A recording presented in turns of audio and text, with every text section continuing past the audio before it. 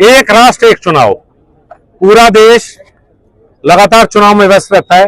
कोई 6 महीने ऐसे नहीं जब किसी न किसी संस्था का चुनाव ना हो। कभी लोकसभा, कभी विधानसभा, कभी ग्राम पंचायत, कभी नगर निकाय। प्रधानमंत्री का प्रस्ताव है कि एक राष्ट्र एक चुनाव। 1967 तक देश में ये होता है, लेकिन उसके बाद व्यवस्था बिगड़ी।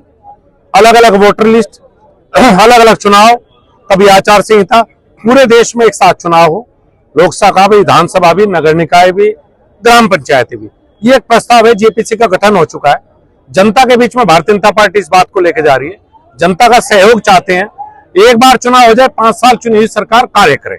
ये प्रावधान है। इसके जन जागरण यात्रा इसी के उपलक्ष्य में निकाली जा रही है। मंत्री जी, इसी मैदान में जन आक्रोश यात्रा निकाली जा रही थी।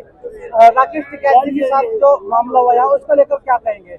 मेरे विचार से उसमें काफी बातचीत हो चुकी है और अब उस मुद्दे का पटाक्षेप हो जाना चाहिए। दोनों तरफ से बहुत सा पानी बह चुका है और देश आज जिस माहौल में है उसमें आपसी मतभेद, आपसी बातें समाप्त होकर पटाक्षेप उनका होना चाहिए। टिकैत साहब के द्वारा एक पंचायत की गई, उसके बाद में भी यहाँ सब लोग इकट्ठा हो गए, उसको लेकर क्या कहेंगे? मैं कह रहा हूं कि इसका पटाक्षेप हो चुका है, तो दोबारा आप मेरे माध्यम से जिंदा क्यों करना चाहते हैं?